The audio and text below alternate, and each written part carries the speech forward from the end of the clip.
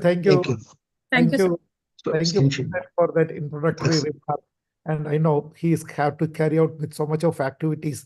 Spearheading a organization of 1 million members is not an easy task. With 6,000 members in foundation engineering, I struggle to get it covered. So let me get into the subject, what we are having to discuss today. In an era marked by unpredictable climate patterns, the imperative of understanding and mitigating landslide risk cannot be overstated. Landslides, often triggered by factors like heavy rainfall, earthquakes, or human activities, pose significant threats to communities, infrastructure, and ecosystems worldwide. In August 2018, devastating floods and landslides struck Kerala, and we lost about 400 lives. Out of the 400 life, 380 life was lost due to landslide. It was not due to flooding. So the landslide is a major killer which is affecting the life of our people.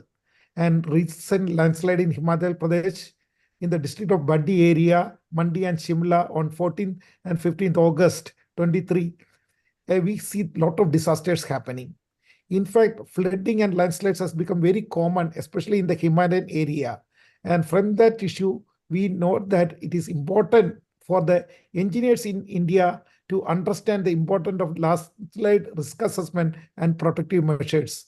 So this webinar provides a critical platform for professionals, policymakers, and researchers to explore the complexities of landslide dynamics, assessment methodologies, and protective measures. I just wanted to introduce our president also because he wanted to give the introductory talk. Dr. G. Ranganath is an accomplished academician and leader in the field of engineering education and professional organizations. With over 36 years of experience, he holds a PhD in material science from Bangalore University and ME in machine design from Bangalore University and a bachelor's degree in mechanical engineering from Mysore University. So this was the background of our president who was there. I just wanted to cover up on that. Now, today we have very interesting two topics. One, taming the mountains by stitching. What a wonderful talk. And by the man who can taming the mountains by stitching. He's a poet. I love him whenever he comes in, whenever we have time to interaction, the knowledge, the depth, the in any field, and the poetic touch he gives to everything, especially the soil, the way he handles the mitti. So beautifully he does that. And we from South are have this limitation to understand the Hindi in great extent, but then every time when you come up with something poetic, it is really, really wonderful. And then I've never seen a man who can dictate soil. I keep telling everyone that soil is unpredictable. You cannot be managed. It's so challenging. We have to be careful. And here comes a professor from IIT Roorkee who says that soils can be dictated and he can take soil where he wants it to be. He started his career as vice principal at Adiman. So he's coming to the biodata of Dr. Satyendra Mittal, professor in Department of Civil Engineering at IIT Roorkee, the premier institute of country, obtained his BE degree from MNNIT Allahabad and master's and PhD degree from IIT Roorkee. Dr. Mittal is the author of 3 technical books, namely Soil Testing for Engineers, Pile Foundation Design and Construction, Ground Improvement Engineering. He also authored the biography of Bharat Ratna Sri M.M. Vishwesharya in Hindi language, published by the Institution of Engineers. So he has done a lot of contribution to our society. Thank you very much. He is the author of over 190 technical papers published in national and international journals. He is recipient of various national and international awards. And if I keep on looking into his awards, it may take another 20 minutes, which I don't dare upon to Not touch. required. Not required. Not required. Activities. It's also very interesting, passionate person, ground improvement techniques, soil dynamic, and basic geotechnical engineering. He's also a member of reviewers panel of the American Society of Civil Engineers, IGS Journal, Korean Journal on Civil Engineering, and associate editor of the Journal of Geosynthetics and Ground Engineering. Dr. Satyendra Mittal is widely traveled to Iraq, England, Singapore, China, USA, Japan, Nepal, Malaysia, Holland, Egypt, Korea. I don't know, they almost all the country is covered in that list. So I don't again continue to Yeah, not uh, required. move forward. But I have the happy opportunity to travel along with in Australia, and it was a very memorable Yes. experience. And currently, he is the member of Technology Mission of Indian Railways and designing the rail track for bullet trains, a very vital need for the infrastructure development of the country. And he's been the editor of Indian Society of Earthquake Technology Journal. He is chief patron of Bharat Vikas Parishad Roorkee. He is frequently on BBC, CNN, India TV, Aaj Tak channel on various technical issues related to natural calamities like landslides, floods, etc. He is honorary advisor to Topsoil Stitch Private Limited. And if I keep on reading the biodata and explaining about Satyendra Mittal, it will need a session. So I am stopping here with that. And now over to you, sir, for your session on taming the mountains with stitching. We are all ears to you. Thank you so much. Thank you, Dr. Anil Joseph. So let me share the screen.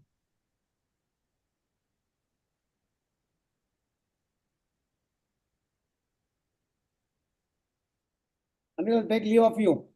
Thank you. Thank you very much. Thank you. So, President of Institution of Engineers, Dr. G. Ranganathan ji, Chairman Civil Engineering Division Board, and my very esteemed friend for last 25 years, Dr. Anil Joseph ji, Professor Nilima Satyam, ladies and gentlemen. Today I shall be speaking on taming the mountains through stitching. This topic is very dear to me, and the reason is quite obvious. I live in hilly state of Uttarakhand, and my state being present in seismic zone 4 and 5 experiences a lot of natural disasters, which includes the landslides also. About Institution of Engineers, I had been honorary secretary and chairman of Institution of Engineers Roorkee Local Center also in the past. Well, friends, we all know, we all are engineers sitting here, that due to increase in population and man's desire to live a quality life, large-scale infrastructure development is taking place in the hilly areas also. India has varied topography, geology, geotechnical and climatic conditions. And mountains here are generally fragile. Thus, landslides are quite common due to excessive rains, earthquakes, and also because of unplanned construction. Landslides take place when gravitational force is more than the frictional force or the bond between the sliding mass and rest of the mass. These are the general features of any landslide. This is the landslide in Himachal Pradesh, which recently occurred. Dr. Anil Joseph was also talking of Himachal's landslide. So these are quite common in our country. And this picture you can see, this is also a peculiar state of mountains of India. So such kind of varied topography is seen in different parts like northeast states and also the Uttarakhand and Himachal Pradesh.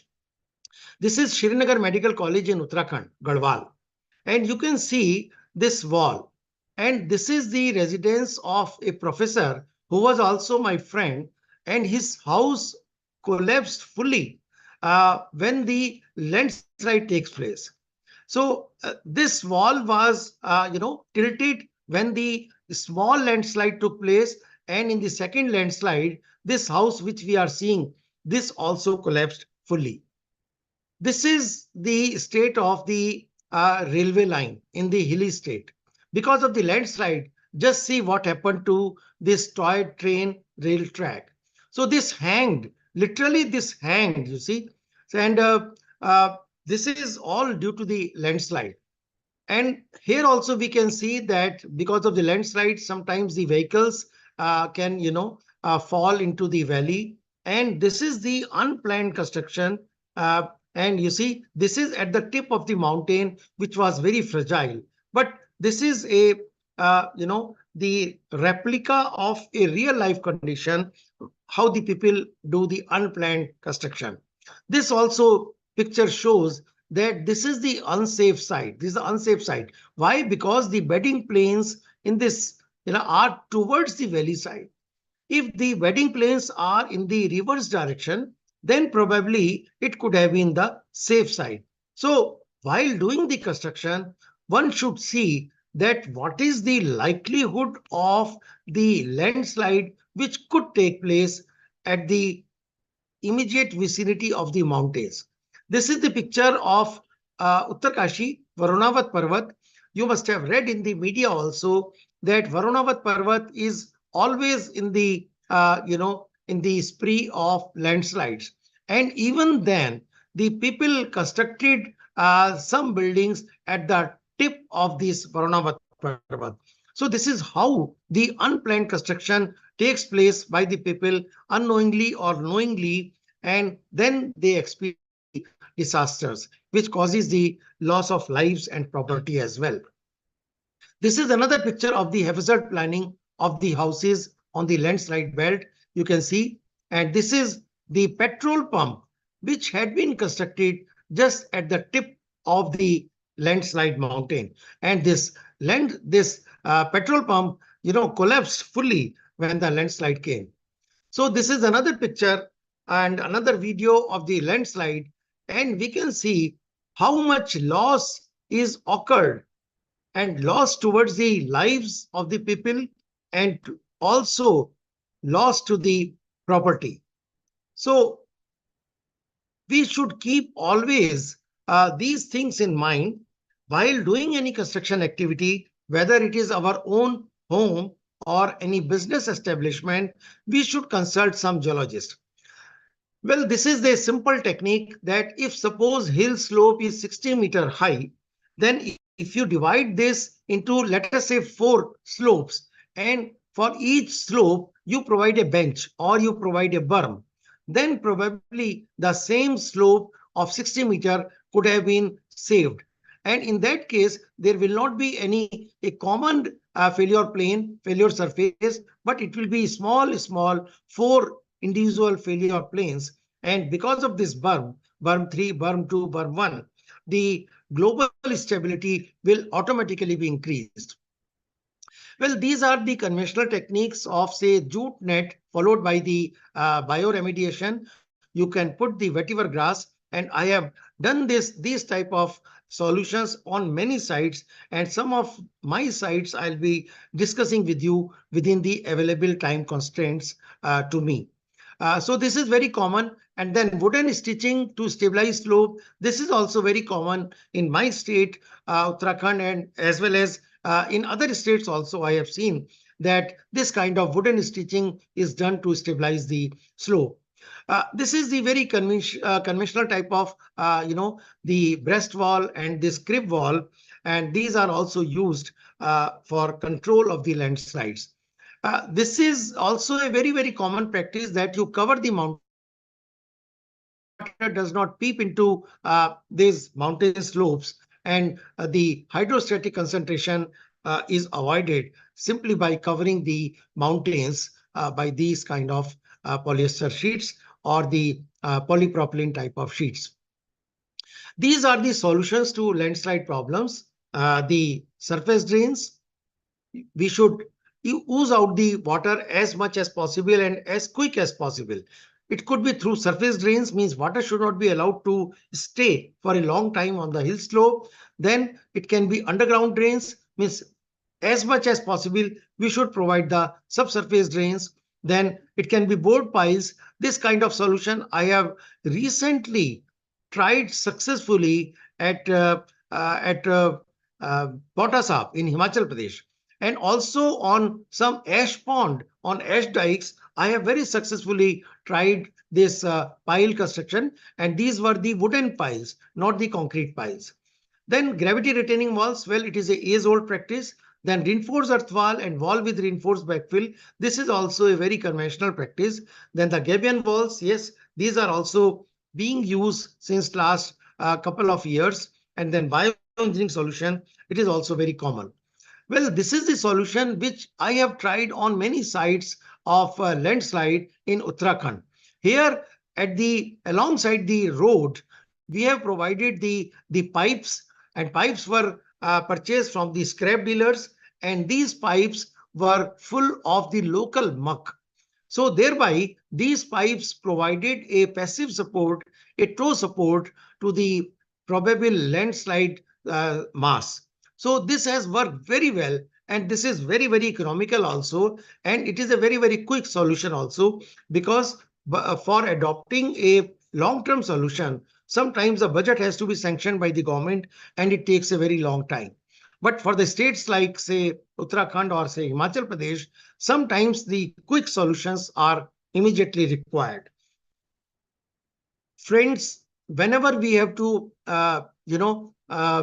control the landslides on any sites, we should provide the subsurface drains as much as possible.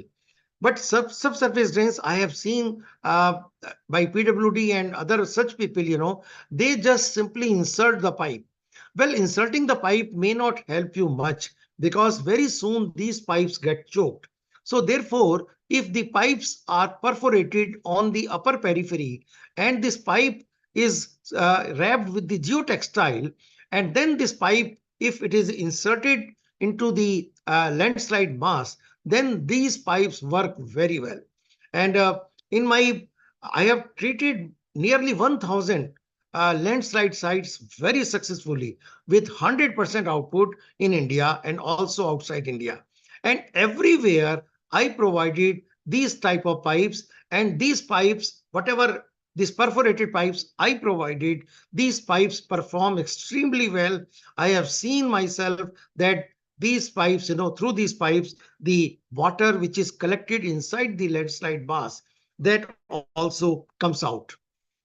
Well, wherever the landslide possibilities are there, we can provide a trench also, or a basin sort of this type of structure, where the landslide mass can be collected, and periodically we can remove these debris which are collected. So I'll show you a picture also, that this is a sort of that flume, or the trough or the basin, where the landslide mass or the debris can be collected. So these are the rock fill meshes, and these have been provided alongside Konkan Railways also by McAfee.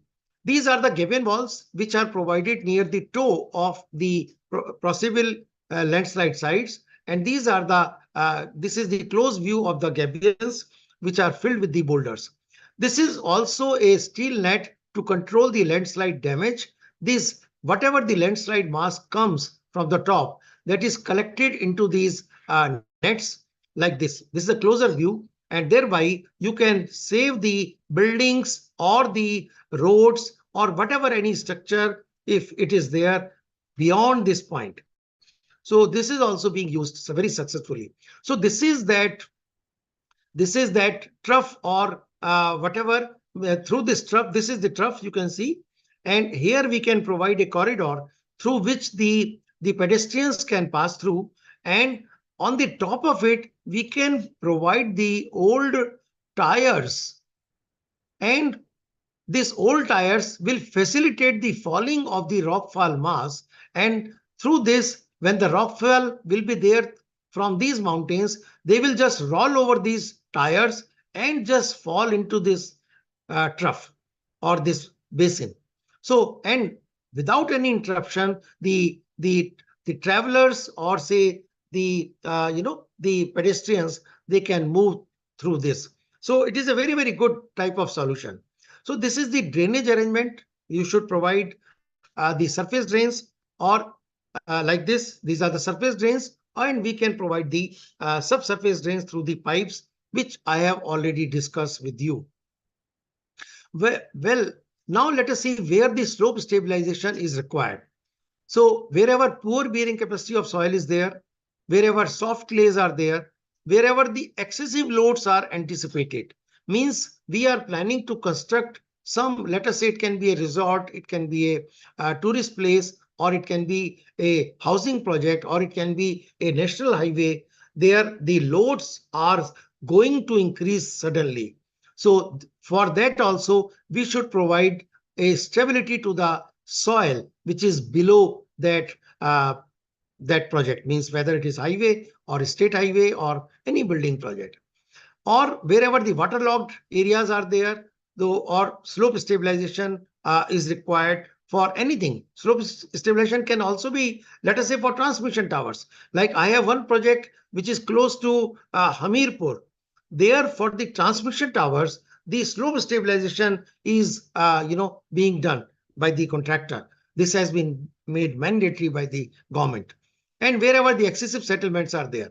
So let us try to understand how the soil can be stabilized. Let us say you take 20 kg of sand and you drop it from certain height. So you will get a heap of sand, which you can see in this orange shape. So this will be the heap of sand you will get. And suppose you stand over it, or you just keep your foot above this heap of sand, then sand will be dispersed. If you measure this disbursement, let us say it is X. Now, if you do this experiment again and drop the sand again, but before dropping, means before keeping your foot above the top of the sand, you just provide a wire mesh, which is called geogrid these days. And then above this geogrid or geosynthetic, now you put some more soil and now keep your foot above it. You will see yourself that this time the disbursement is X minus delta X. So it is the same sand, same everything, same you yourself who is keeping the foot. But what you did, simply you put a small wire mesh or even the handkerchief from your pocket. You simply keep your handkerchief, take out the handkerchief from your pants and keep it on the top of soil and put your foot. Obviously, you will see that the disbursement is less this time. So it means because of the friction, the sand is disbursing less. You can do this magic again. You take a wooden box of 1 feet by 1 feet by 1 feet, and this is the side wall. These are the hinges. These dots are the hinges, and these are the 4 side walls. If you keep all the 4 walls in vertical position and fill this box with the sand and just invite a dancing elephant on this box, or you stand yourself, then you will see that the walls of this box get deflected because of the earth pressure created by this notorious elephant. Or even if you stand, you will see yourself that these 4 walls are deflected. But while filling this box, if you provide in between the geogrid, let us say you provide a geogrid, then you fill some sand, you provide geogrid, fill some sand, geogrid, then some sand, geogrid, and some sand, then even if the dancing elephant comes, then the walls will not deflect this time. So because of the friction between the soil and the this wire mesh or this geogrid, whatever you call it, there will be a friction. And because of this friction, there will be a sort of confinement. This confinement can be called as adhesion or the pseudo cohesion. And when the soil gets confined, we can say that the bearing capacity of the soil has increased. So this is how the soil can behave as if it has been tied together with the help of ropes. And this is the basic fundamental technique of the ground improvements. So how the ground improvement can be done? By reducing the voids, and it can be by adding gravel into the loose strata. Then we can also reduce the voids by vibrations or shocks. We can also reduce the saturated void space by quick drainage. Means if you feel that water is there inside the soil mass, then quick drainage by the subsurface drains or the surface drains, whatever is possible as per the site conditions, you can remove the hydrostatic pressure as quick as possible. Then grouting is also one of the very good solutions, that we can grout the soil. Then if we can afford, we can replace the soil also. Then we can also adopt to deep mixing or addition of some admixtures, which can be cement, which can be lime, or it can be say Na2CO3 or such kind of admixtures we can use. Then we can use the micropile also for stitching the soil. I'll be discussing it with my case studies. Then if we can afford, then we can freeze the soil also. Then stone columns is also one of the very good solutions, that wherever waterlogged areas is there, then we can provide the stone columns. Stone columns I am constructing these days in Central University Kashmir also, and on many other sites I have very successfully constructed these stone columns. Then soil nailing, of course, is a very good technique, and this technique is nothing but the stitching of soil. So I'll be discussing more on this nailing technique now. Friends, soil nailing is a method of reinforcing the soil with steel bars or other materials. So this can be done in the in situ conditions of soil, and we can stabilize the soil in its original in situ position. We can increase its load carrying capacity. We can prevent its movement. We can also prevent the landslide of any soil mass. The second thing is that it is possible in all types of soil. There is no limitation. If it is silty soil, if it is clay soil, because I have successfully used nailing in all types of soils, in all types of conditions, the soil nailing has worked extremely well. So to understand the soil nailing, let us try to see this, animation. Let us say this red is a landslide mass where the landslide possibility is there.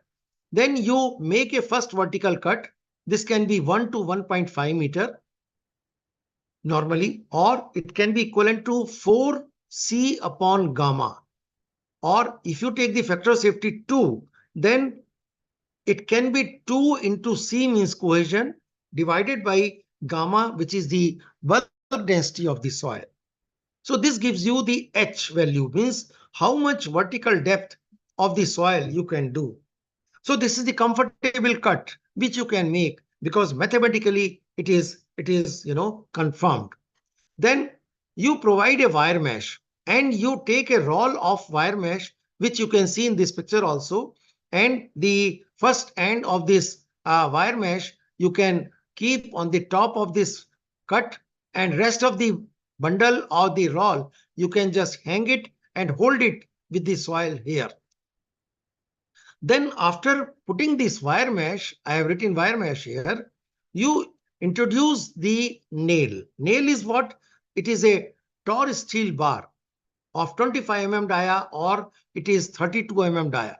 The one end of this bar, Tor steel bar, is made sharp, pointed, and other end is threaded. And the threaded portion is kept outside this mesh.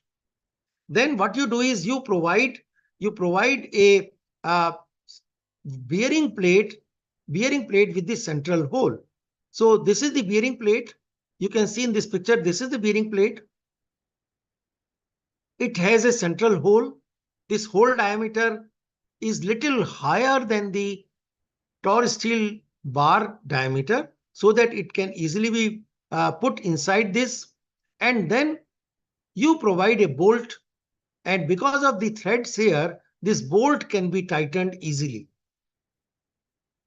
Then you do the short kitting.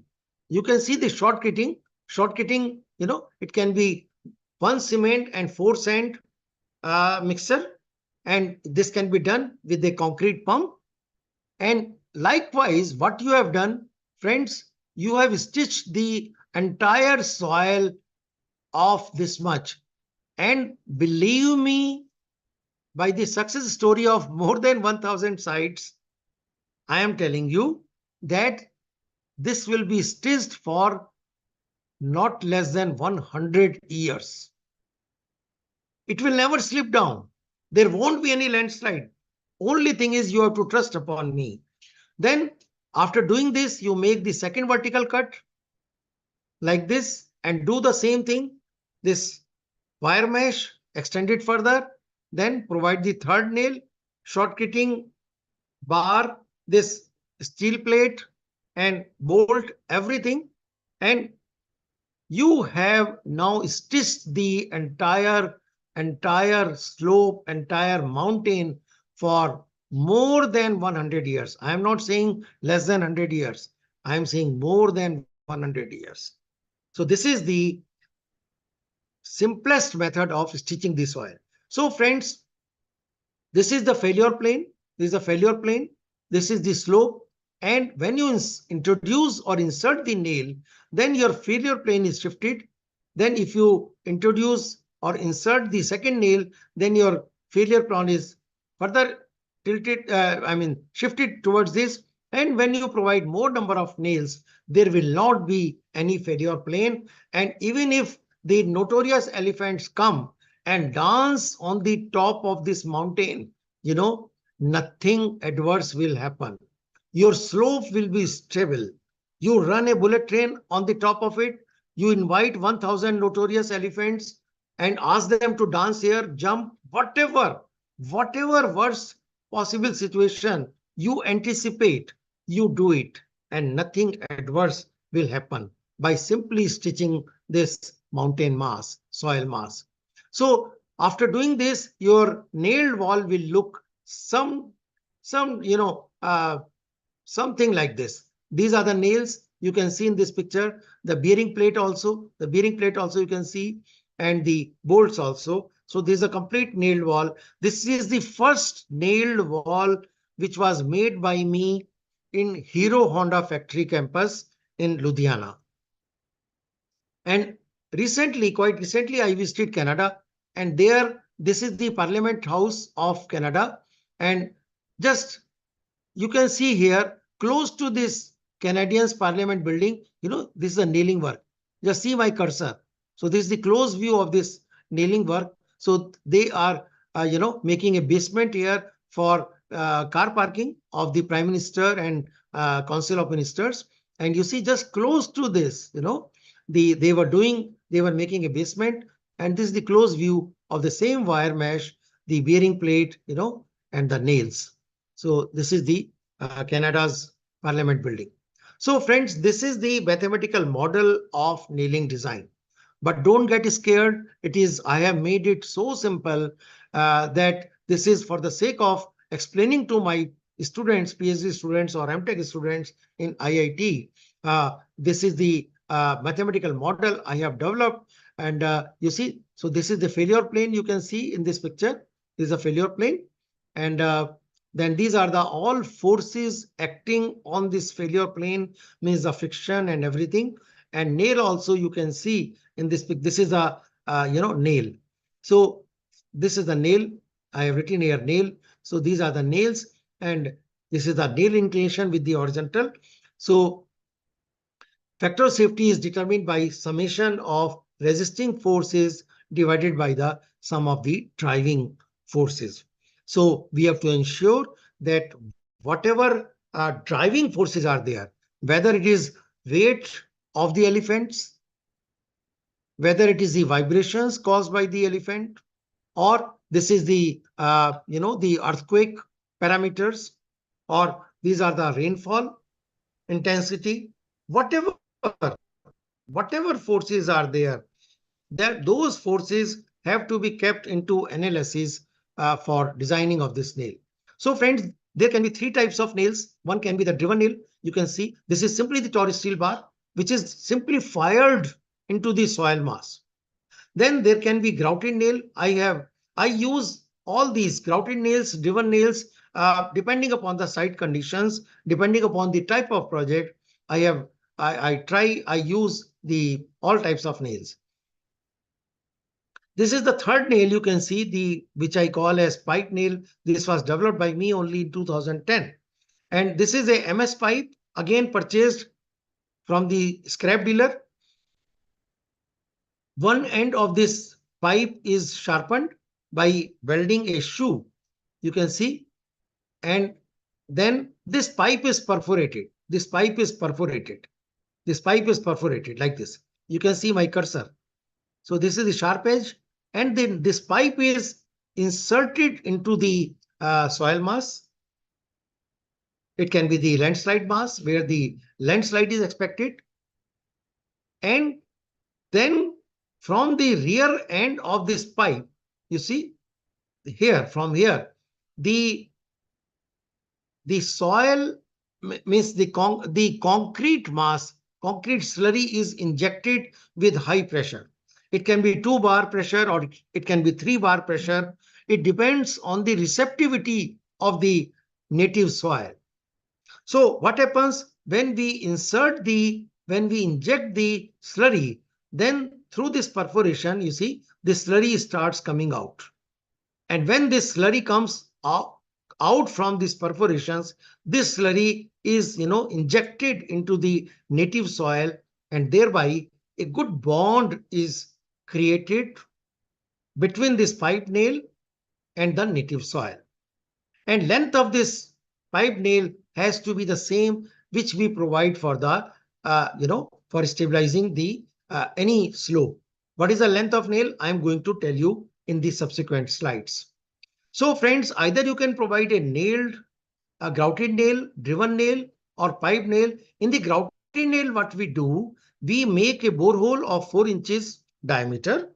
Then within this 4 inches diameter hole, we place this torch steel bar. It can be 20 mm, it can be 25 mm. We place this bar centrally. And for this placement of this bar centrally within this 4-inch dia borehole, we provide the spacers here so that this bar remains in the center. So these are the either you can use the torch steel bar, or these days the self-drilling anchors are available. This again was invented by me in 2008 or 2009.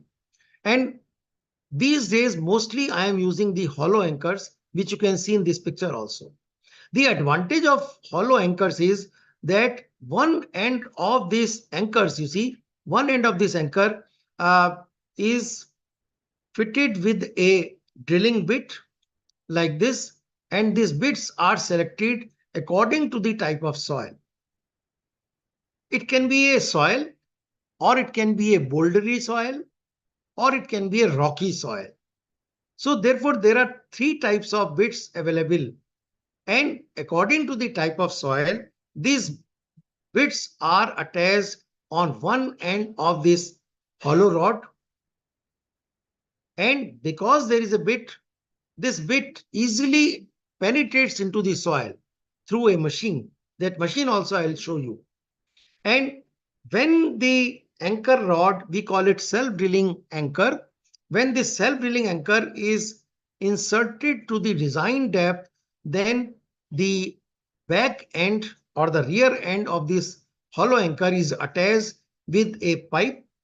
This pipe is attached with a compressor, and through this compressor, the cement slurry is injected. If you see this bit, friends, you will find that there are holes into this bit. And because of these holes, you see, the slurry starts coming out from this. The slurry starts coming out of these holes. And the slurry comes out and it penetrates into the native soil. So thereby there is a perfect bond of this self-drilling anchor with the soil. Now one more thing is there. If you see this picture, the anchor diameter, this you see, if this rod diameter is sometimes 25 mm or sometimes it is 32 mm, then bit dia, this bit you see, which you are seeing in this picture, this bit, this is 50 mm dia. And from this 50 minus 32, it is 18 mm. So there is a 18 mm annular space all around this rod. And within this annular space, the cement slurry is, filled. And when the slurry starts coming out of the rod, outside the periphery of this rod, we believe that a anchor has been casted. So it can be vertical anchors, means you have to stitch the soil. It can be through these vertical anchors, which you can see. So this black is the failure plane. So penetrating this failure plane, you can provide the vertical anchors also like this, or you can provide the nails, which I have already shown you. This can be on the some inclination also. So I try these type of wooden pile or the vertical SDAs also, self-drilling anchors also, just to stitch the soil very, very successfully. So this can be also a borehole filled with the chemical or some grout mass, or grout mass can also be through the inclined nail. Friends, drainage is very, very important. Never forget the drains. Drain pipes have to be provided. That is compulsory. So before design of any nails for stitching purpose, you should conduct some pull-out test, and the pull-out strength of this pull-out load is computed by this equation, which is pi dl into gamma z plus q into F star. F star is the apparent friction coefficient, which means what is the chemistry between the soil and the nail. So that factor gives me that value. So that is very, very important.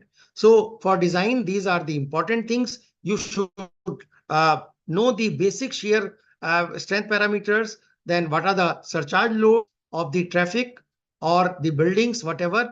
And you can use this technique for basement construction. It can be car parking, it can be road construction on the hills, it can be a housing construction, it can be for transmission towers. So now quickly, I don't know how much time I have. How much time I have, sir? Another 5 minutes, sir. Another 5 minutes. 5 minutes. Okay, fine. So this is the first landslide project I did in 2004 in Nainital, Uttarakhand. This was the constituency of the then Chief Minister. So there was a landslide, a massive landslide. So Chief Minister requested our director. So I controlled the further landslide here simply by using the soil stitching method through this nailing only. You can see. And because it was a 16-meter high slope, so I divided it into 8 meter plus 8 meter. And in between, I provided a berm. And length of nail is generally 0.6 to 0.8 times of height. Means if you provide, if it is a 20-meter high, then 20 into 0.6, it can be 12 meter. But 12-meter single rod you may not get. So it is better to divide it into 2 or 3 slopes. Then for each slope, it will be 0.6 times of each individual slope. So these are the pictures of Nainital landslide. And this was the spacer I was talking of. This is the spacer, so that this is the spacer, so that the nail remains in the center. So these are the pictures of Nainital. And this is another project of DLF I did in Shimla. So you see, there was a landslide and house was being constructed here. So this was washed away. So then I provided the nails alongside the slope. And after that, they did the construction work without any problem. So these houses have been sold out also. So this is another project in Dehradun. These are the nails, you see. These are the nails you can see. And this is a very interesting project I finished last year. This is too old school in Mussoorie. Mussoorie is a very beautiful hill station of Uttarakhand. And this is the building you can see. This was about 150 years old. This was the residence of the principal of that school. So there was a landslide. So this building was 90% damaged, but this principal wanted to restore the old construction. So I did the nailing. You can see these are the nails. And then this building was reconstructed. So beautiful building has come out, come up again after, stabilizing the landslide there by stitching only. So this is that driver of the nail. You can see nail can be inserted. This is the nail you can see in this video. This nail is being injected into the soil mass. You can have 10, 20 or even more number of nails. Depends on what type of slope is there. So this is recently concluded project in Rishikesh. It is a Bajrang Setu. And there you see, in this picture, you see, this is an ancient Hanuman temple. And here the new suspension bridge is coming like this Lakshman Jhula, just adjoining to Lakshman Jhula bridge. So, but when they started excavation, this mandir, ancient mandir, Hanuman mandir got damaged. So here, this entire slope has been stabilized by me. You can see in this picture, the nails, this picture. So it has been done only through the nails only. Thanks to the soil there has been reconstructed now. This is the recently concluded project by me This is the railway underpass. You can see the train going on the rail track. So before the Kumbh Mela, you see, otherwise it was a rail embankment, but government of Uttarakhand wanted to make a tunnel. So I provided a tunnel simply by using this technique only. You see, these are the nails you can see in this picture. And it was a precast tunnel which was inserted into this. And now finally the trains. Another very interesting project. Here I controlled a landslide of 293-meter height, means nearly 300 meter. And the instrumentation has been done by IIT Mandi on my request by my one professor there. So after my treatment, he has confirmed that the movement of soil is hardly 2 millimeters. I mean, maximum is 3.9 mm, which is nothing in the height of 300 meter. So this is how you see the drainage is provided. You can see in this picture that this is a perforated pipe and this has been wrapped with the geotextile. So if you do it, then always these pipes will work. This is another very interesting project in Mussoorie. This is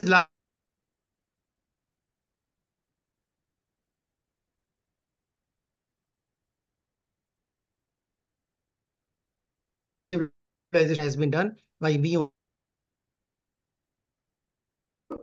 And here also it has been reconstructed, the runway and everything. So all the hill slopes have been, you can see the nails, beautiful nailing work. This is of Shimla Airport. Doing the treatment, the big size planes are also coming and, landing there at Shimla. Otherwise, earlier there used to be only the small helicopters.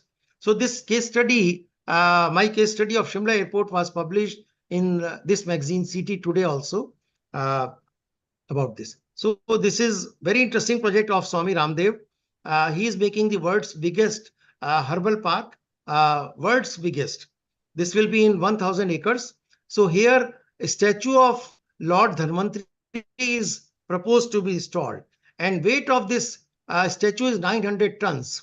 So here it will be the statue, and this is all loose mountain. So this is also being stabilized by me through this nailing only. So these are other important projects which I am just escaping.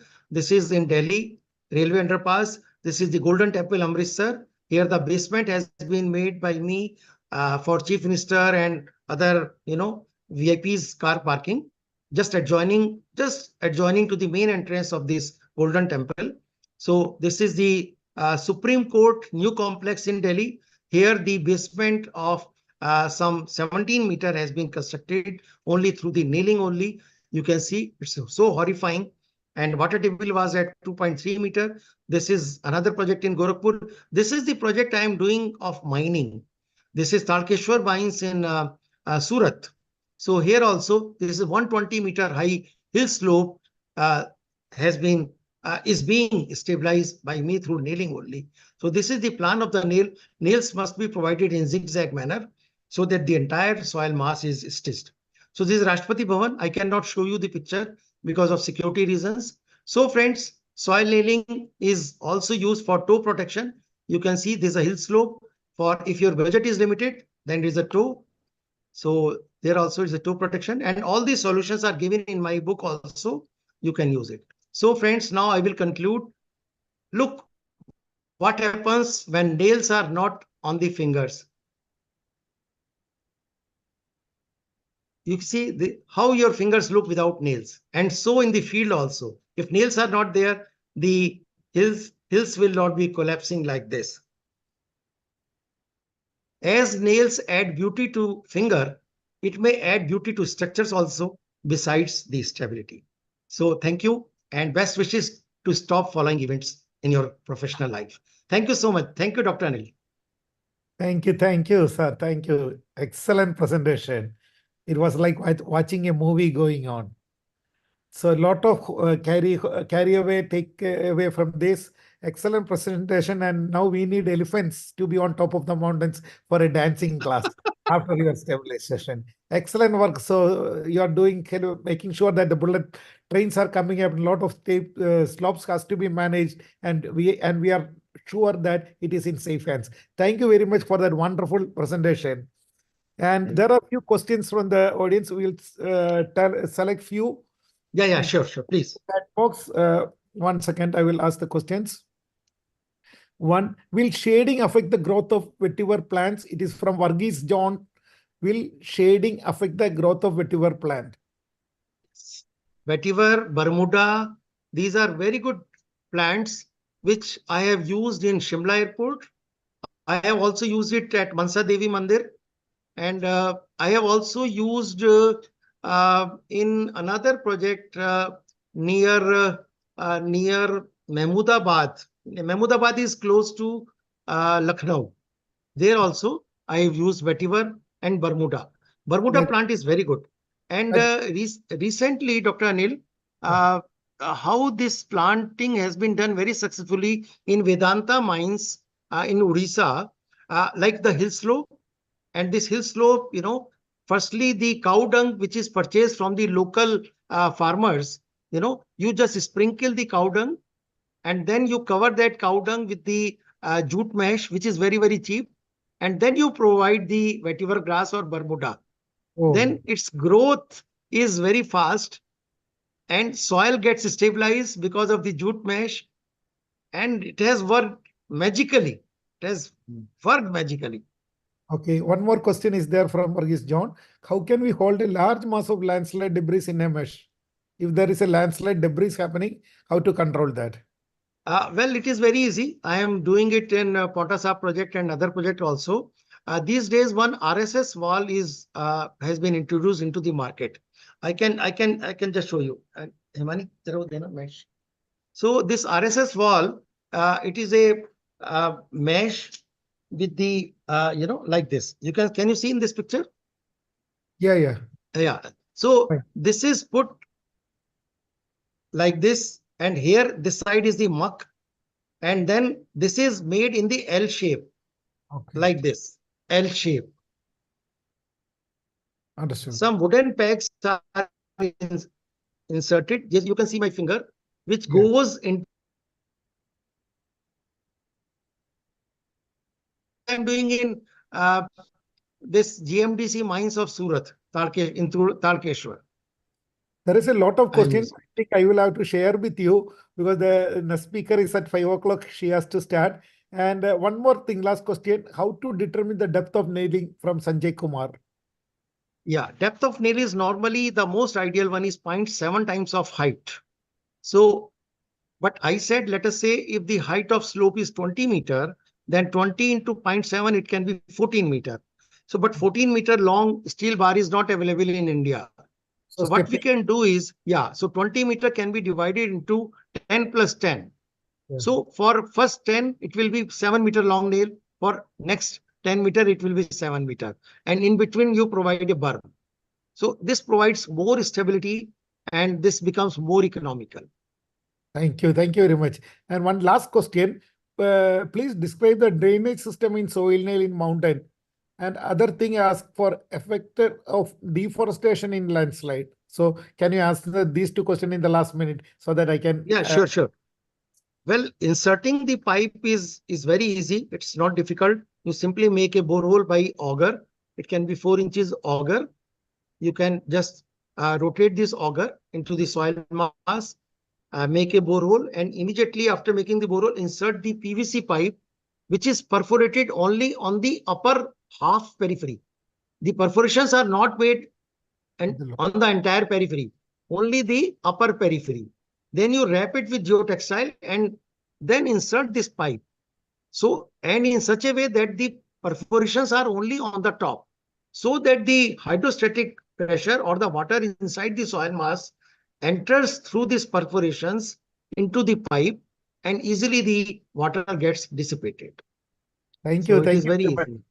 Thanks a lot, sir. Thank you very much for the wonderful presentation. And it was a great privilege for the audience to listen to. And we have seen that the numbers crossing 111 by the time you started talking and joining in. So they were all glued to their system. Thanks a lot very much, Professor, for this good lecture given. Thank you very much.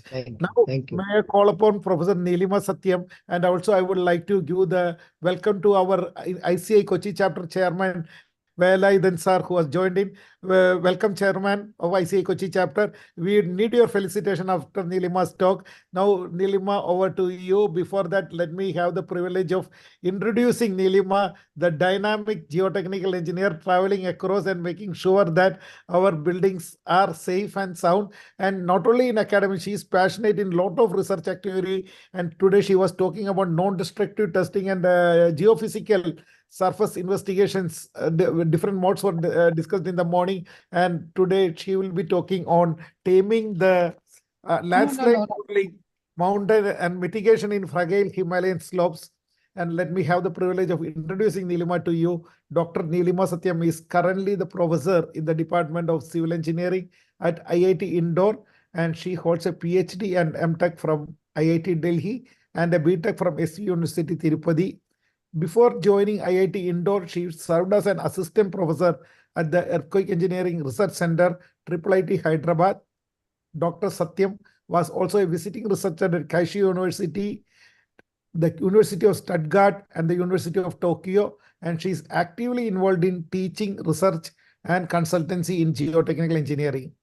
Her expertise lies in geotechnical earthquake engineering, microzonation, site response studies, landslide hazard monitoring, microseismic data processing, and rock engineering.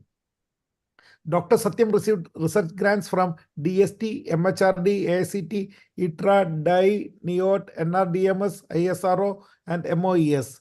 She has published more than 150 papers in international and national journals and conferences.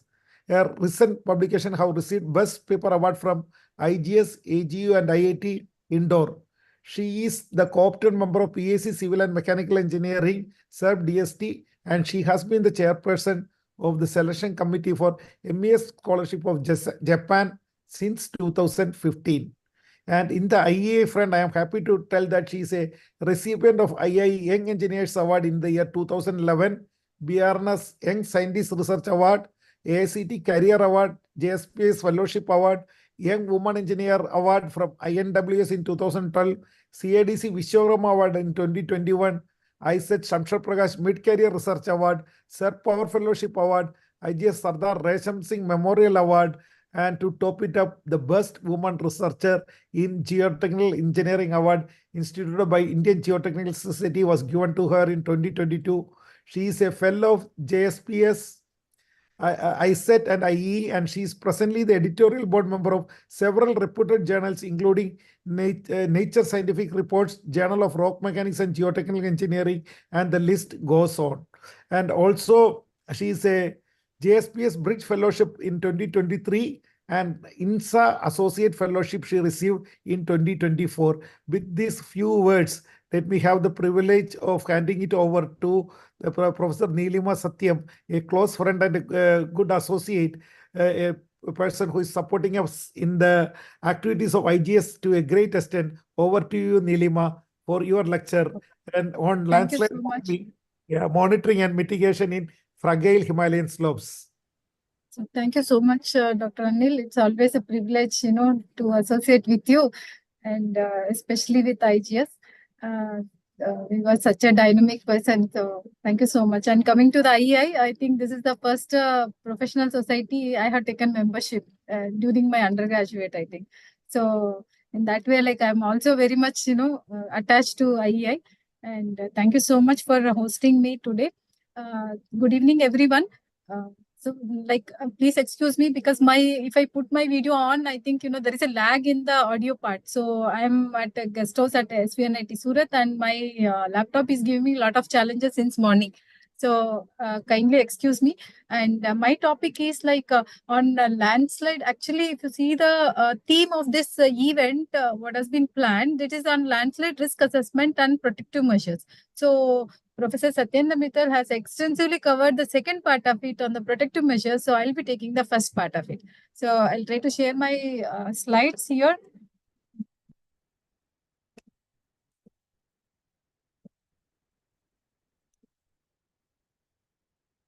Is my screen visible, right? Yeah, screen visible. Can you make it full screen? Yeah, sure. Yeah, now it's visible. So I'll be talking the first part, that is like landslide risk assessment in this today's theme. More specifically, before going for the risk, we need to first evaluate the hazard and vulnerability. So I think that part of the theme I'll be covering through my topic on landslide modeling, monitoring, and forecasting. So this is my lab, like where do we working extensively on landslides since 2016. And some of you may be already, in touch with me, especially from the state of Kerala, because I have a lot of friends in Kerala, and of course, several students are in touch with me. So coming to the landslide, as we know, that's a large mass of, geomaterial coming down, and there are different types of landslides. Actually, the physics behind each failure mode is different. So we need to understand the actual, what is the difference between the debris kind of failure or like, shallow landslides and other type of landslides. So broadly, they can say that there are 5 different modes of slope movements like falls, topples, slides, spreads, and flows. And further, they are divided based upon the geological and geotechnical characteristics.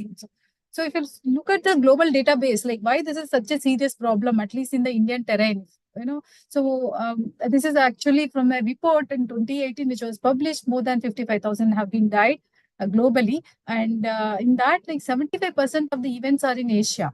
So if you look at the Indian scenario, so we do have such a diversified landmass. Diversity, we are diversified in every aspect, including the geotechnical properties or the geological setup. And so, like, we have major triggering factors for landslides or, rainfalls and earthquakes. And of course, the combined effect, which we are working for Uttarakhand with the support of DST. So these are highly landslide susceptible areas. If I look at it in the country, it can be divided into 3 different areas. One is like the Himalayan region, wherein like we have a combined landslide effect. It's not just rainfall and earthquake. It is a rainfall, snowfall, and earthquake actually. Even after snowfall, like, you have monsoon and then followed by winter and then snowfall. And then if there is any micro event happens, there will be a major slide. That's what is the scenario with the fragile Himalayan slopes. And the second part is like Western Ghats, Konkan Hills, and of course the Eastern Ghats. So as I said, in addition to these 2 natural, factors, we have several, anthropogenic activities which are acting, adding a lot of, vulnerability to our slopes, especially mining activities, illegal mining or hill cutting, construction, illegal construction. Because when I started this real-time monitoring in Kalimpong, during 2016 itself, there were 5-story hotel buildings, on the very, very fragile slopes of this particular town. So that because of whatever tourism or increase in the population, people are, randomly and illegally, carrying out a lot of construction activities. And most of the landslide problems are drainage problems. So they are blocking the natural streamlets, and that is actually triggering or making more vulnerable to our slopes. So this I'll skip. I think part of it has been already covered by Professor Satyendra Mittal. So then science of landslides, if you look at it, like, what is the science of landslides? So, open cracks on the top, like, or accumulation of water. When we had done some drone surveys in Lambagat slope, so we observed like there are, some pockets of water has been accumulated. So these are all also, can be considered as a signs of, landslides or some kind of bulging. Because most of the failures are not sudden failures, they are progressive failures. So we can understand some kind of tilt or crack. So these kind of things can be observed in the field. So coming to my research activities, whatever happening, these are the areas where we are working on both local scale and regional scale. And for especially Western Ghats, there is in the Kerala Ghats, we have considered 2 districts, Idukki and Wayanad. And I've been working on that since 2018. After major landslides that happened. Actually, it is not about loss of life or property. It is more of loss of land for us also. Because in Kalimpong, what happened was like people were literally becoming coolies. Especially the farmers are becoming coolies because they have that small piece of agriculture land on which their entire family is depending. Just after a landslide event, they're landing as a coolies in Calcutta. So this is like serious problem here is not they're losing their house or their life. It's more than that to them. So when we talk to the people, actually there is a lot of attachment that they had with their local, their own place and something like that, which is a very serious concern. And especially, in the hilly terrains and co-seismic landslides, which we are working on. Basically, I'll be covering a case study covering some of these aspects. So we are doing on susceptibility mapping, microseismic monitoring, and seismic signal processing, because when we do the combined effect, seismic monitoring is also, microseismic monitoring is also one of the crucial thing. And I can say that proudly that this is the first time wherein like real-time monitoring for microseismic monitoring is happening for landslide research or for any seismic research as well.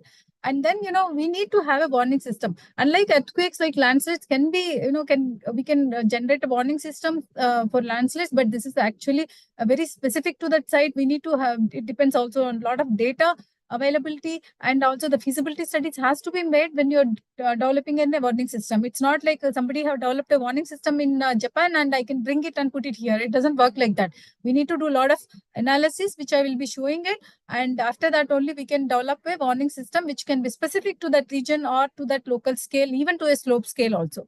And we are working basically on two different scales, as I said, like local scales and the regional scales. So for debris, why we are considering debris is again for the Western Ghats. When we looked at the Kerala, Idukku and Wayanad, these were the two districts which we considered. That time, we observed that several locations, debris was a very predominant type of landslides that happening. So what we have done is like we developed our own two-dimensional debris flow model, and because the conventional ramps model has some challenges or like has some limitations. So it only considers volumes rheology, and wherein like, we do observe three different types of rheologies based upon the soil mass, the rheological characteristics of the soil mass. So then like, we developed our own model and has been validated taking the examples from India, China, and Italy.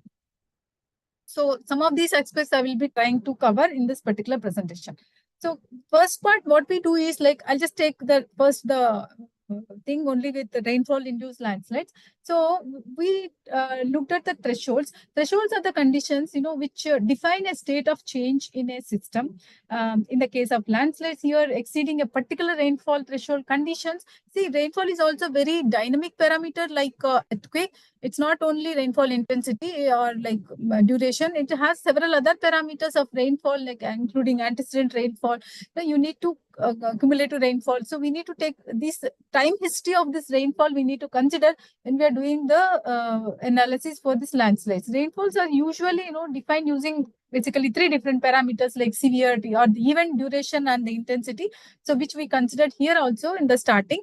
And then while event is the total amount of the, whatever the rainfall that happened during a specific duration, and intensity is the rate of that rainfall, whereas defined as the ratio of this event and the duration. So we started working on the rainfall thresholds because, as I said, like for warning systems, generating a warning system or developing a warning system for a landslide, prone area is, very easy, especially when relatively compared to earthquake. Why? Because there is a lot of other factors, the geotechnical parameters or geological parameters, even the hydrological. Landslide hydrology is one of the major area which we need to focus basically, because landslide is not a geotechnical engineering problem alone. It's a highly multidisciplinary problem wherein a lot of hydrological parameters we need to consider. So all these things, if you consider and, do our modeling, then we can come up with a very good thresholds. So what we have started is like, we have started on Kalimpong.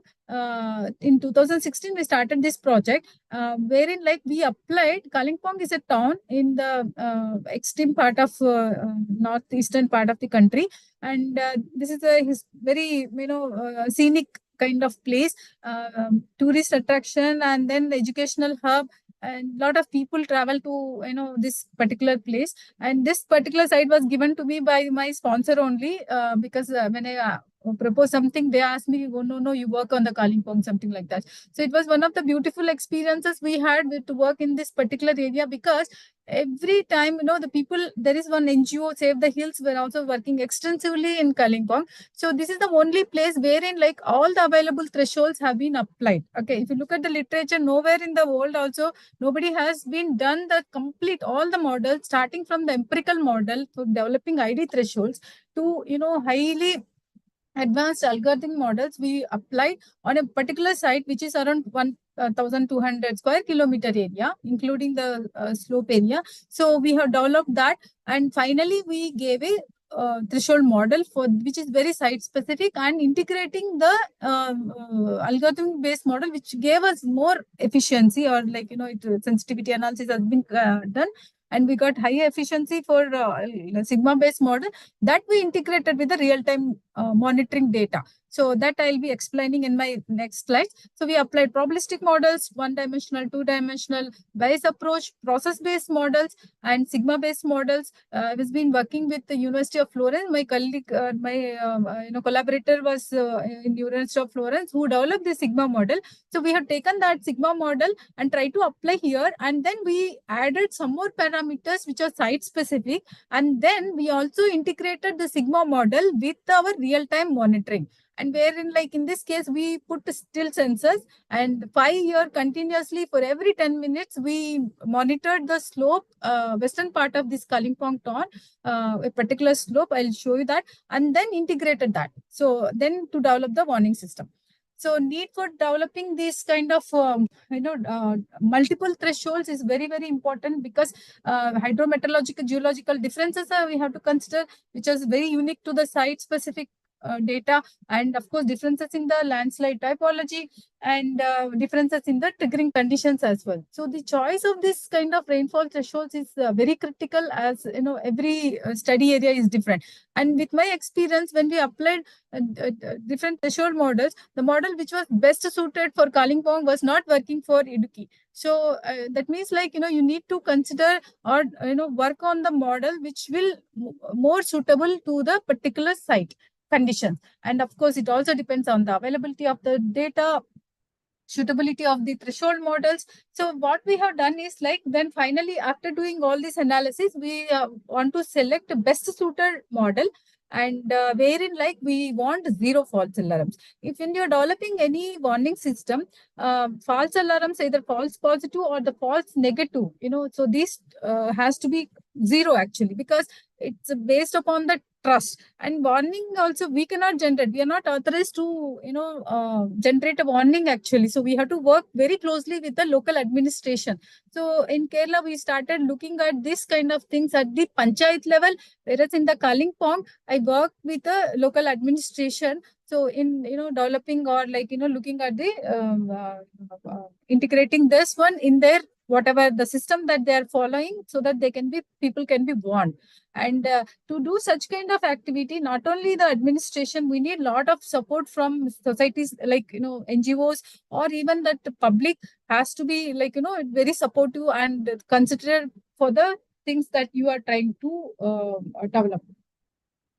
So with this very brief information, I'll be taking the case study. I'll be taking two case studies, which are different case studies. One is the Kalimpong. It is in the West Bengal state. Here it is very, very interesting place, because people, though it is in the West Bengal, people there speak Nepali. They don't speak neither Bengali or Hindi. So it was very difficult for us when we started this project in communicating with the local public also. So in this study, what we started, on landslide forecasting, firstly the study area was predefined, and we conducted the field investigations to identify the locations for monitoring. The first day one, what we try to look at is, like, we want to instrument an active slope, because we need the data. Without that data, we cannot take any understand the behavior of the ground movement. So the adopted methodology, what we did is include only the temporal aspects here for forecasting. Generally, we consider the spatial and temporal both. So in this case, we have considered only the temporal aspects, as the study was a local scale. And then the different rainfall thresholds were derived, and they are integrated with the field-based data. In field-based thing, what we have done is, like, I took this complete system from Japan, where it was done at University of Tokyo, and then the student, he started his own company. So he has given me within my budget, so I have taken that. So we have taken tilt sensors and 2D MEMS tilt sensors, and we instrumented that on the slope, and they give the tilt, and then we calculate the rate of tilt, and then we integrated that in our sigma model, along with the moisture content sensors at that particular depth. For this one, we initially put around 6 sensors, and then later we extended it by putting 18 more because DST was very happy with the data, and so they fund us more. And then later we lost some of the sensors because there was some event also. So this is the location of the Kalimpong town. You can see here in this particular thing, this is actually, it is like a tabletop, curved tabletop. And this is the slope here, and there's 2 rivers like Tista and Raleigh River, both are, flowing on either side. This Tista is very strong, and there's a lot of toe erosion happening. In addition to that, okay, here, this is the eastern slopes and western slope, and this is the photo of this particular area, which we have taken from the other side. So, and the white line is our trek line when me and my student trek down the slope. So this is the trek part of it. And you can see the dots, there are like school buildings are there, and the floors were already cracked, and some, small army establishments were also there. Then these blue lines are the streamlets. Okay, so this is like, because this is the tourist attractive place, population is increasing, lot of constructions happened on the slope, and the either side of the slopes as well. People are building it, and because the streamlets, they're blocking sometimes, if it is coming in their property line or something, they are just blocking it and trying to do something. Because of that also, the lot of erosion was happening. You can see here there's a like white color patches, a lot of erosion happened. So when we looked at the complete field survey, when we made it, we understand that this particular slope is very fragile, and the orange oval is the area where we decided we have to monitor here only, and because it was very fragile, and this the entire red line, and then we converged to this orange place because there are some houses and some small nursery or some kind of things are there, because we need to look at the safety of our instruments also. So then we converge to this particular place to monitor. So as I said, like the first thing that we have done and the starting of the project is instrumentation, because we need that. And this particular site also, if there is one national highway, I think National Highway 34. And if this road goes off, then, there is no connection with this particular town. So this is actually the road. As I said, like the failure is not a sudden failure. It is a progressive failure. So they can see here such kind of cracks are coming. And, this is a culvert they made just a year before, and they had cracks. And when we went around, the people from PWD, they mentioned, ki madam abhi crack aa gaya, and now he got crack, and next year this will go off. So this is problem what we are facing with. So then we started with the ID thresholds. So the another problem that we faced is like, we had only one rain gauge which was installed by GSI at the Tista 9th mile. But, because nowadays rainfall pattern is very, very different, and we don't had any option. So we started working with the IMD data. Okay, this is the IMD data which we have considered from 2010 to 2016. We started the project in 2016 post monsoon, and we instrumented, but 2016 monitoring data we could not consider because we don't had the data of the pre-monsoon of that year. So then 2017 data, so for complete season, so when we had it, so we did it for 5 years continuously. So this is actually the ID thresholds which we developed for Kalimpong, and also this is a deterministic way. So we also done the ED thresholds in the probabilistic way as well. I'm not going to detail because most of the complete work has been published, and whoever are interested, I can share the papers. Otherwise, you can check it up. It's all there in my Google Scholar.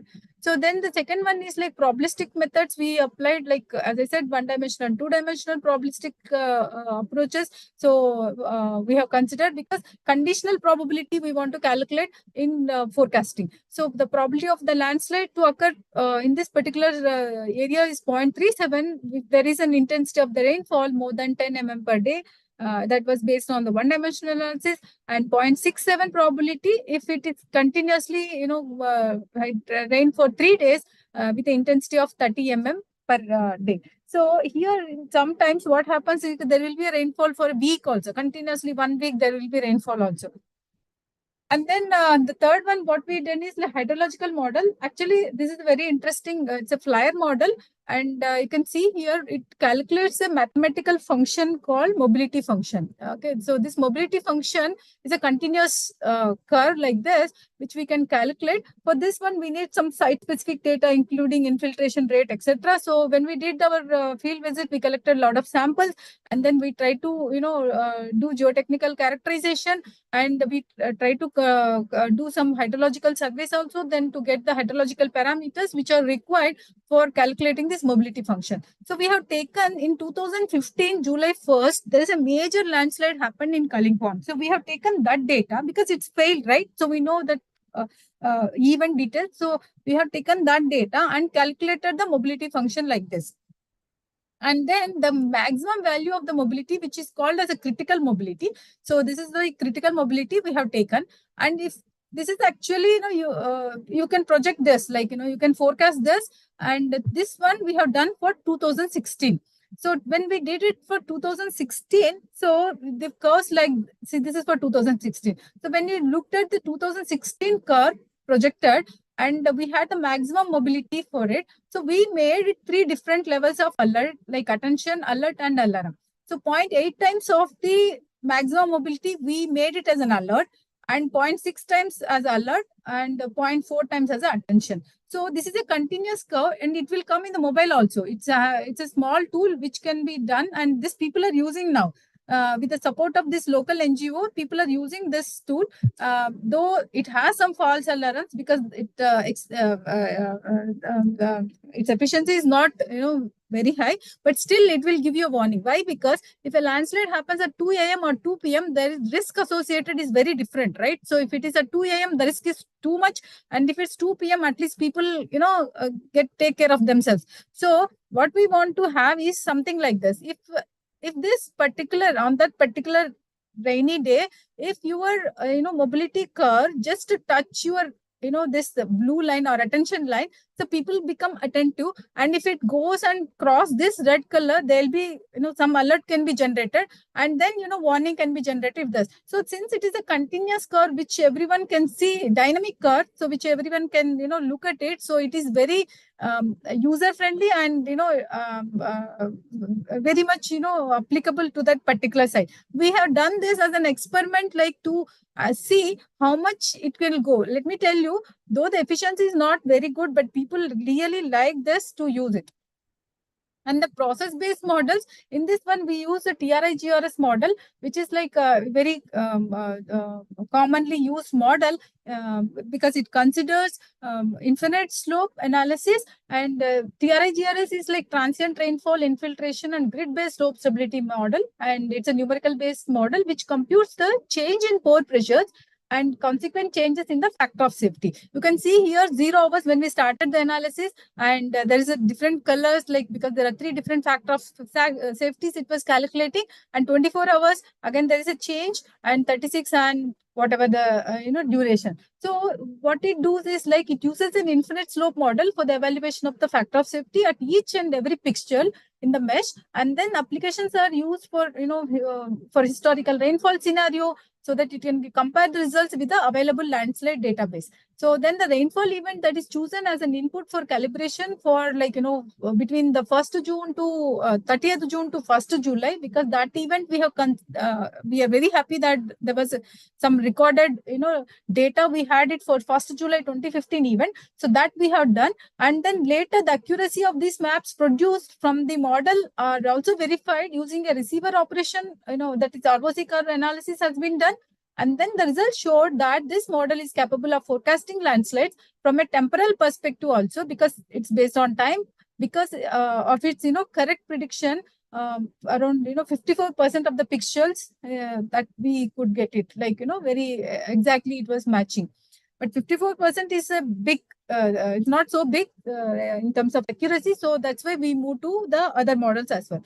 And this is actually the Sigma model, and it is a mathematical model again, and wherein it do like a trial and error kind of analysis. So there are different kinds of Sigma values, like we'll generate a cumulative rainfall versus time curve like this, taking different Sigma values, and then we'll check it up, like at which Sigma value it is closely matching to your predictions. Then we have done the analysis. After that, like, we have also done the quantitative analysis for comparison of this model with other empirical models. And this is a confusion matrix for quantitative comparison.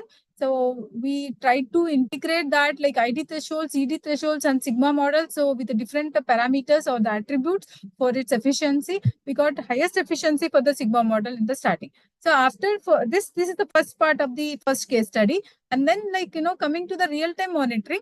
So this is I can say that this is the first time wherein like 5 years continuously every 10-minute data is done in India.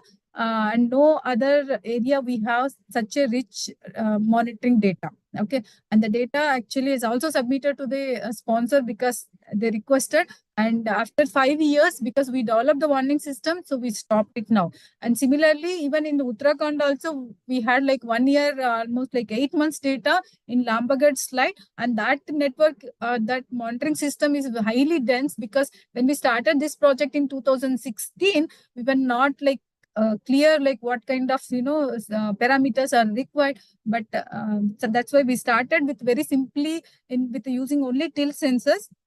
So tilt sensors, at 1.5 meter, we make a bore log and we put a 2D MEMS tilt sensor along with that soil moisture content sensor as well. And this is a slope where I showed you in the first picture somewhere, that orange color oval. So that is the slope, and this is the actual profile of the slope, and this is the location of the slides where we instrumented. And let me tell you where to sense, what to sense. It's very, very important points because every sensor node, it's actually two-way communication it does. So it should be within 600 meters range. That is the capability of the communication system. And then later the data comes to our server at IIT Indore, through mobile network.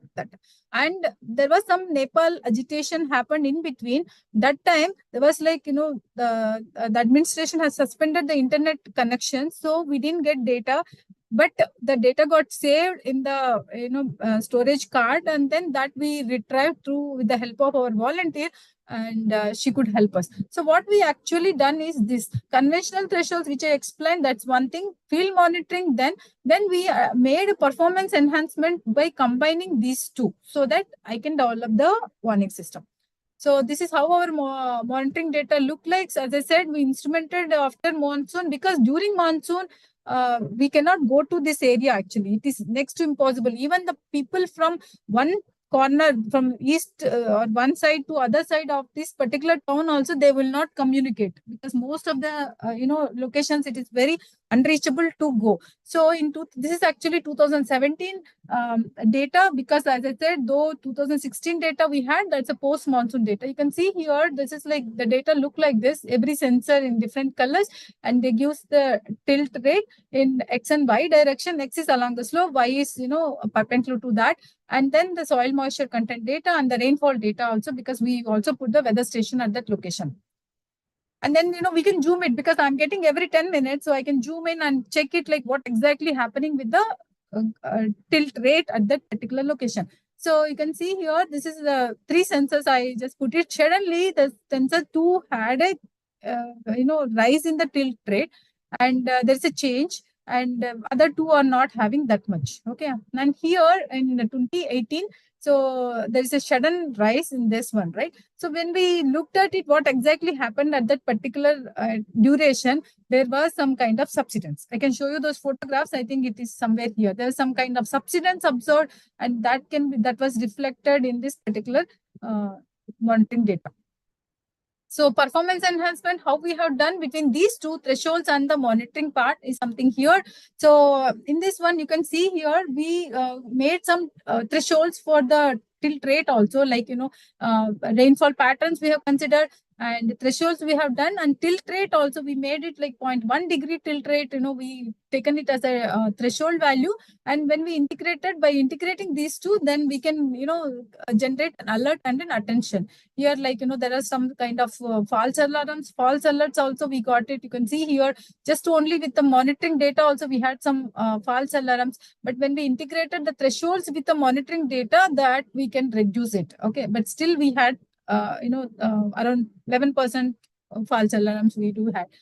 Okay. Then next one is like, we want to improve that reduce that 11% also of false alarms. So we want to integrate that with the highly advanced algorithmic model, that is Sigma model here. So which we have done. And then, this you can see here, Sigma with the monitoring data, we got the highest AUC and with very less false alarms.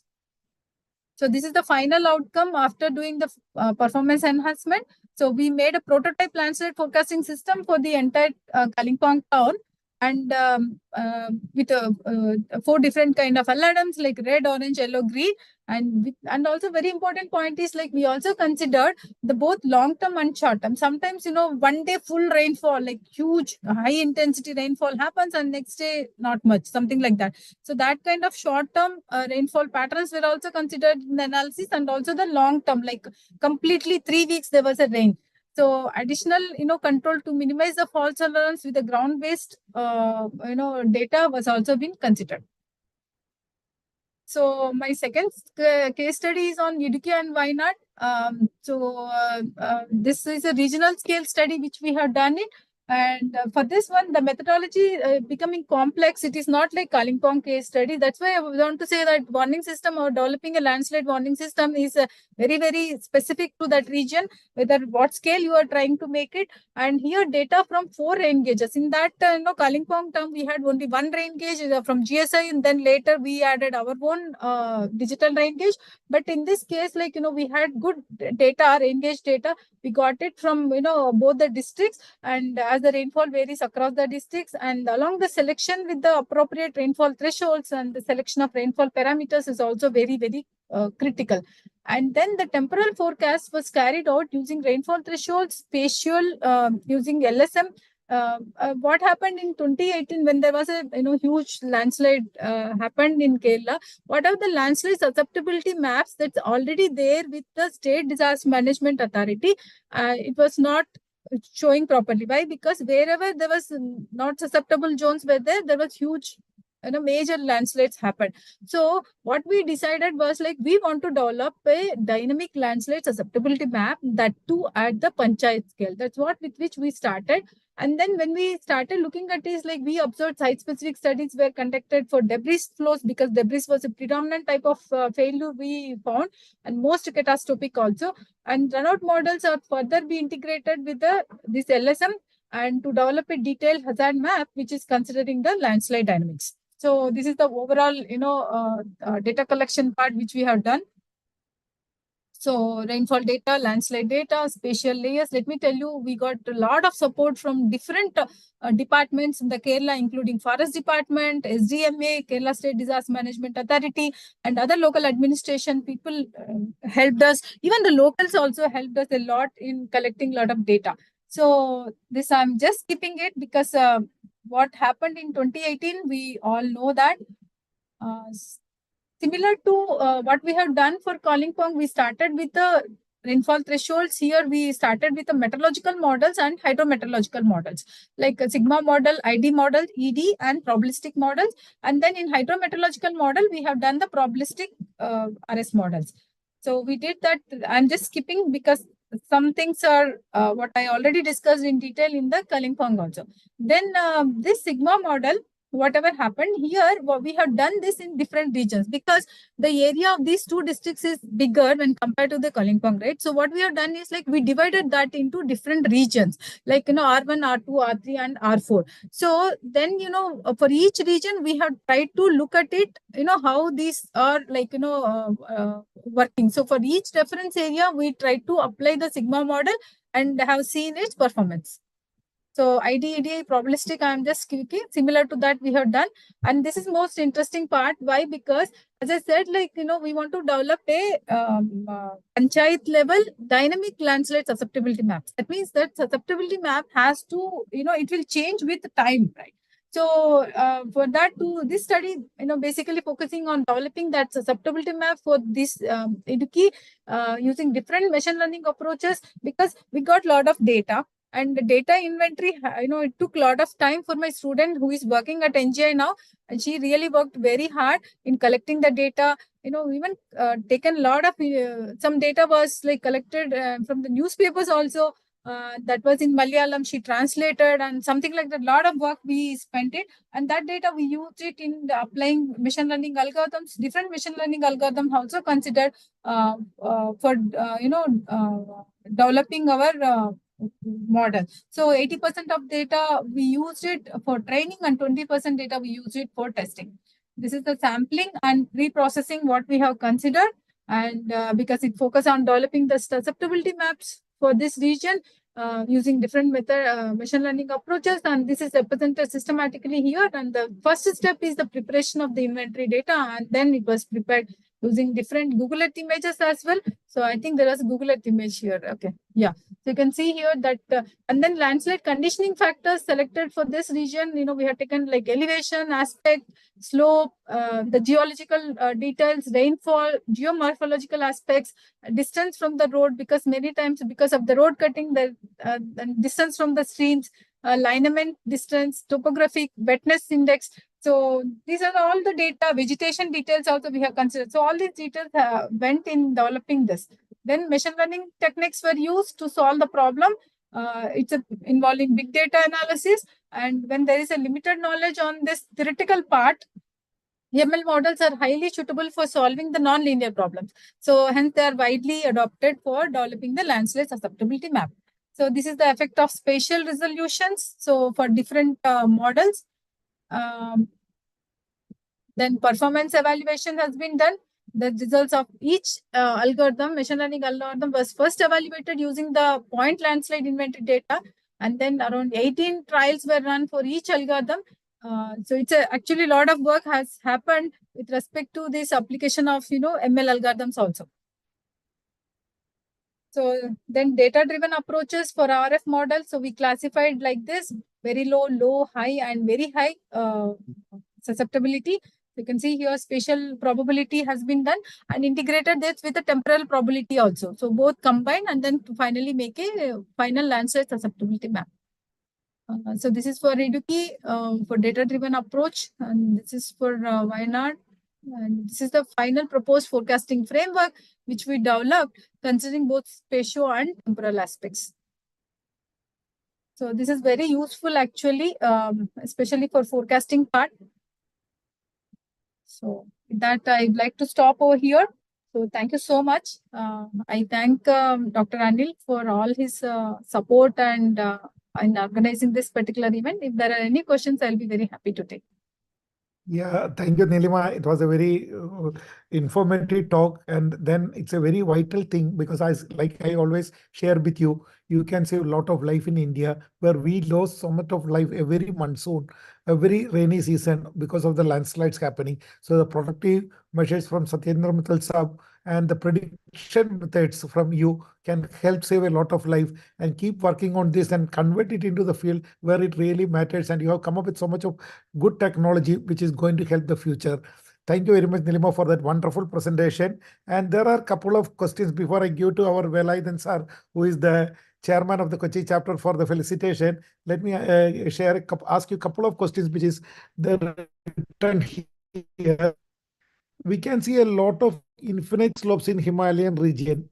When with the infinite slopes, Yeah, what I can approach see should the we take question. for that? I'll read it up. We can see a lot of infinite Yeah. slopes in Himalayan regions. When dealing with the infinite slopes, what approach should be taken for the analysis and mitigation? See, for infinite slopes, actually TRIGRS model is developed for infinite slopes only. It's based on that. You can calculate the factor of safety, but it needs a lot of geotechnical data and hydrological data as well.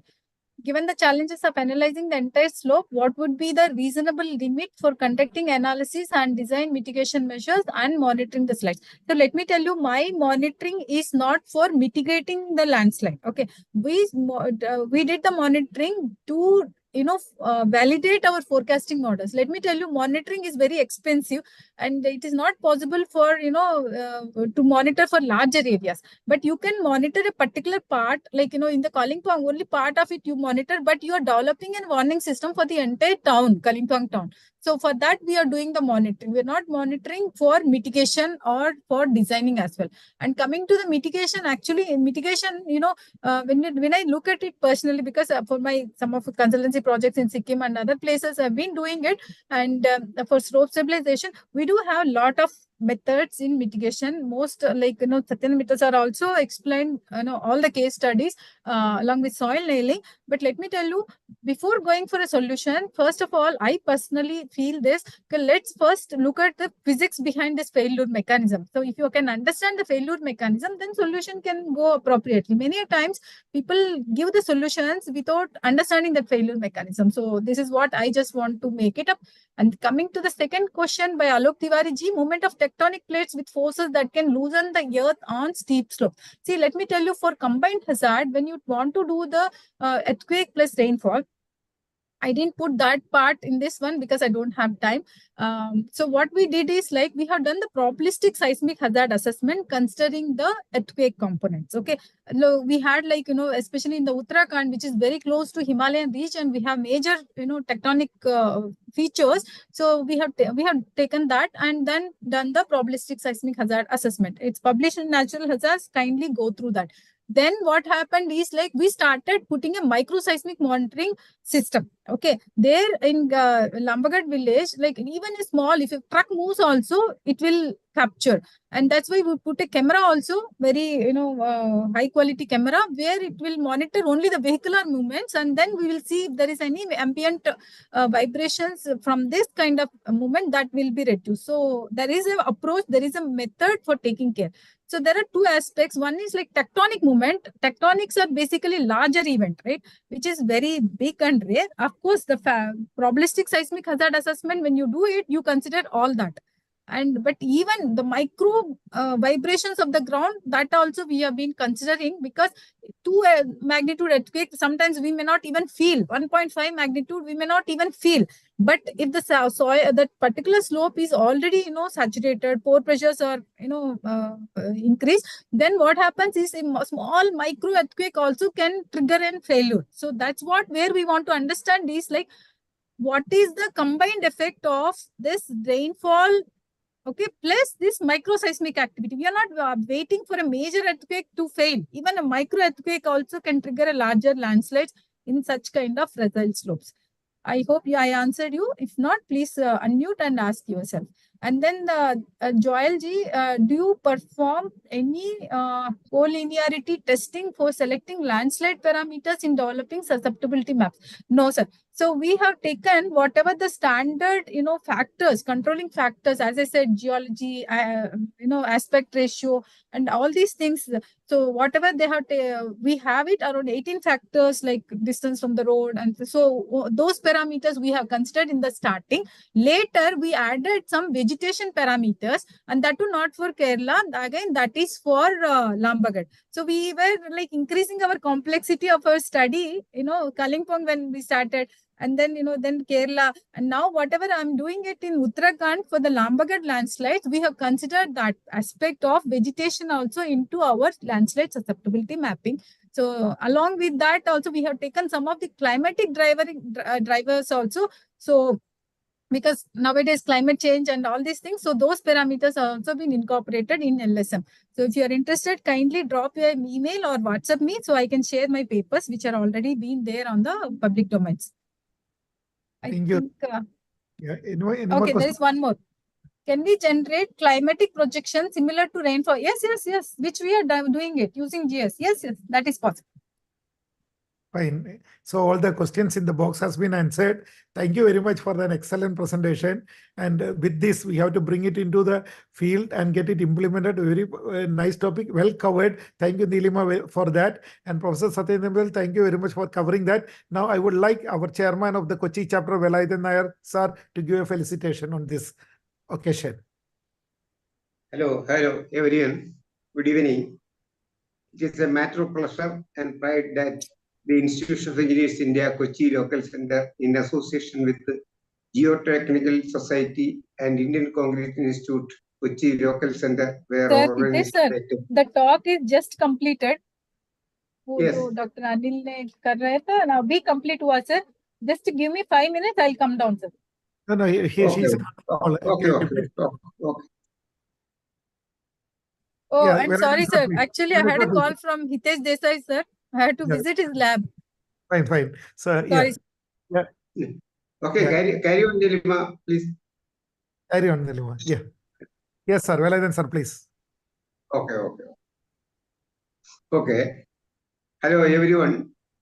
It is a matter of pleasure and pride that the Institute of Engineers India Cochin Local Center, in association with the Geotechnical Society and Indian Cochrane Institute Cochin Local Center, were organized a technical webinar on landslide risk and assessment and protective measure under the aegis of the IEA Civil Engineering Division Board.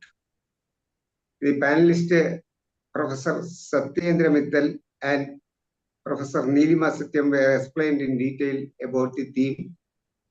In any type of landslide hazards assessment, there is a need to consider the topography and other factors that influence the propensity and landslide activity, as well as landslide triggering factors.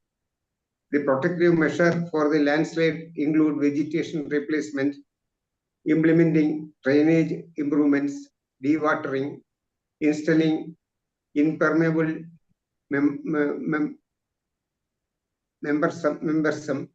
on existing slide areas and prevent over saturation debris, removal of grading, a lesson slope to constructing rock cutters.